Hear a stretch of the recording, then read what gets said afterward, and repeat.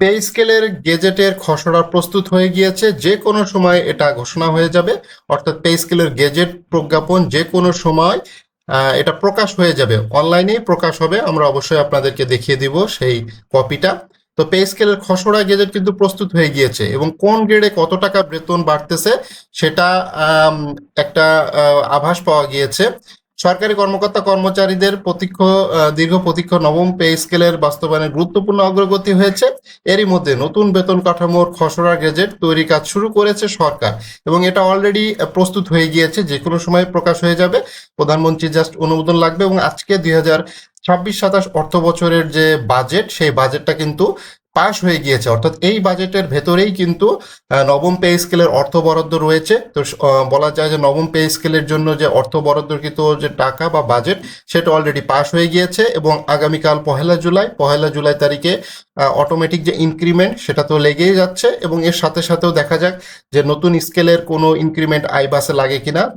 যদিও একটা কারিগরি সমস্যা হতে পারে, বাট তারপরেও সরকার এটা যথেষ্ট মনোযোগী দিয়েছে।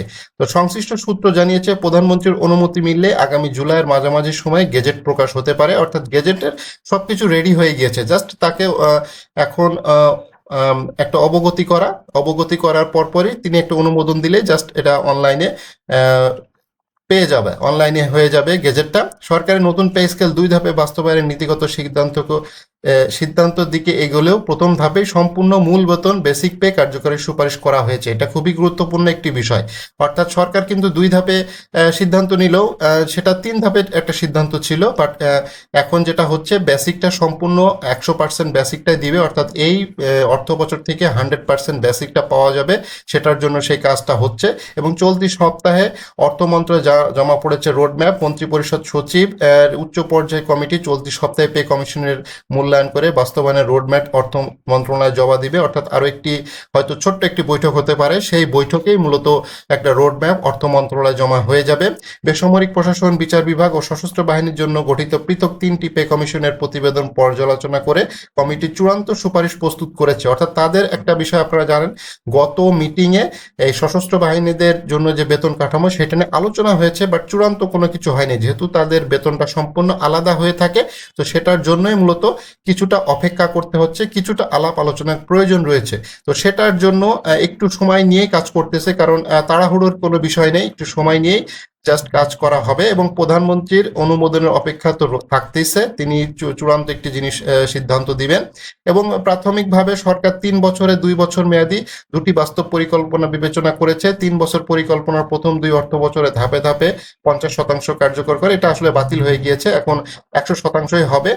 অর্থ বিভাগ জানিয়েছে 2 ধাপে মূল বেতন কার্যকর করলে সরকারি integrated budget and accounting system আইবাস plus plus, যেটা আইবাসের সরকারি কর্মকর্তা কর্মচারীদের বেতন হয়ে থাকে, এর কারিগরি জটিলতা তৈরি হতে পারে। এজন্য প্রথম ধাপেই সম্পূর্ণ মূল বেতন কার্যকরের সুপারিশ করা হয়েছে। অর্থাৎ এই সফটওয়্যারকে আপনাদেরকে যথেষ্ট হেল্প করেছে সরকারি কর্মকর্তা কর্মচারীদের, কারণ সফটওয়্যারটা ডিজাইন হয়েছে এমনভাবে যেটা ওই ধাপে ধাপে করার কোনো সুযোগ নেই। ঠিক আছে, আর এখন যদি পুরো ডিজাইন চেঞ্জ করতে হয় তাহলে সবকিছু চেঞ্জ করতে হবে, তো সেটা আসলে এখন আর করা সম্ভব না। তো সফটওয়্যারের কারণেই মূলত প্রথম ধাপে বেসিকের 100% বাস্তবায়ন হচ্ছে, এটা অনেকটাই নিশ্চিত এবং জুলাইয়ের প্রথম তারিখ থেকে এটা হবে এবং আপনারা ধরে রাখেন যে আগস্টের তারিখ থেকেই, অর্থাৎ আগস্ট মাস থেকেই বেতনটা যাতে পাওয়া যায় সেটার জন্য সরকার যাবতীয় কাজ করতেছে।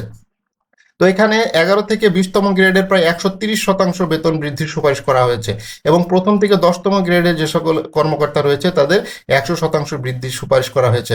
অর্থাৎ ওই যে বিশেষ সুবিধা চলে আসতেছিল, এই বিশেষ সুবিধাটা কিন্তু আর থাকতেছে না, এটা নবম পে স্কেলের সাথে যুক্ত হয়ে যাচ্ছে, এটা সমন্বয় করা হবে। এবং আজকে যেহেতু বাজেট পাস হয়ে গিয়েছে, তো সবকিছুই আসলে পাস হয়ে গেছে, সবকিছু রেডি, গেজেটের জন্য যাবতীয় কার্যক্রম রেডি আছে, রোডম্যাপ তৈরি করা আছে।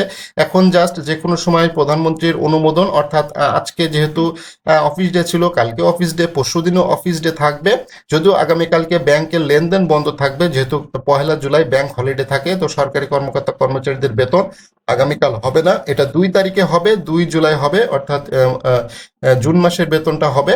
তো যাই হোক, সরকার এখন যথেষ্ট আন্তরিক আছে, যে কোনো সময় গেজেটটা প্রকাশ হয়ে যাবে। গেজেট প্রকাশ হওয়ার সাথে সাথেই বিস্তারিত সবকিছু জানা যাবে, কার কত টাকা বেতন বাড়তেছে, পে ফিক্সেশন কিভাবে হবে এবং আইবাসে কিভাবে এটা সমন্বয় করা হবে, বিস্তারিত সবকিছু বোঝা যাবে।